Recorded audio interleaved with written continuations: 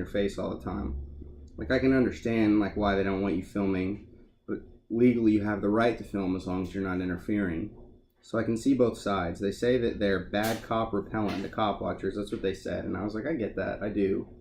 But that's a stressful job to be shoving cameras in people's faces over. There was retired. I guess he retired as an investigator, but he said he'd been on the police force his whole life.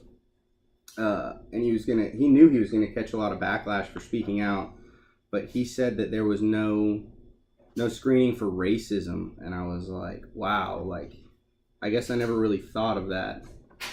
And if you look at more than just race, being black and poor in the inner city, like, it's about the oppression of blacks due to policy, but that policy is based on racism. So, you know, in a way, these cop watchers, you know, they're a small group trying to, what's the word? They're trying to progress bad policy from continuing to affect everyday citizens. Like, I guess they're trying to prevent, not progress. They're trying to prevent these policies from affecting minorities being targeted. You know, it's not just minorities, but it's also poor people. That's another demographic that's being targeted. And I think that more than just race, being black and poor in the inner city, you know, obviously it mainly covers, you know, African Americans, blacks as a minority, as a demographic, but also poor people. And Cop Watchers talks about how poor people are targeted because they can't get out, they can't post bail.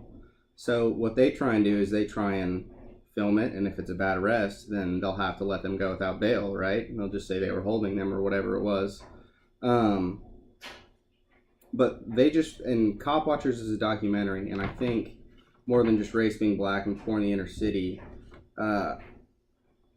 they were both looking for a better sense of police accountability. And by police accountability, I mean things like a screen for racism whenever you apply for the academy, redoing their training. I mean, training them in different ways, because obviously the training we have isn't working. And those are just some of the things they talked about. And one thing that all of these documentaries and all of these books had in common was they were phenomenal at pointing out the problem. Like, they were like, hey, here are the problems, these are what we need to fix. And I'm like, yeah, let's fix them, right? But how do we fix them? I feel like almost every single one of the documentaries and all three of the books were kind of like that. It was like, hey, here are the facts, you know. 13th was made in 2016, and they said we had like 2 million incarcerated people, and it's 2018 now, or 2019, but in 2018 we had 2.2 million incarcerated people, you know?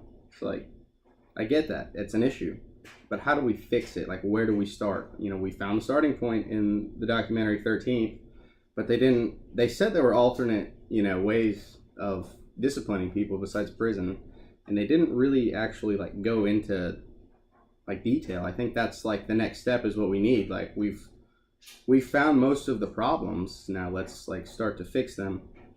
You know, obviously that's like the easy way of saying it. You know, it's a long road ahead. It's a lot of policy we've got to fix, a lot of changes that need to be made to the criminal justice system. But like, how can I help? Like, show me, you know, because like I said earlier, like, it doesn't personally affect me, and I hate that. You know, I hate to say that, but it's true. It's just a fact of the situation. So help me help you. That's what that's all I'm asking for. Like I said, 13th, phenomenal documentary. Cop Watchers was very interesting. Survivor's Guide to Prison. What was that one? That last one I watched, the one on income inequality. I mean, these are all important issues, but like I said, let's put out some documentaries and some books with the solutions. You know, you'll have my full attention whenever those start to come out. But yeah, I hope this is what you were looking for, or along the lines of. I try to take an unbiased and academic approach to the research that I did, especially on these documentaries. Thank you for your time.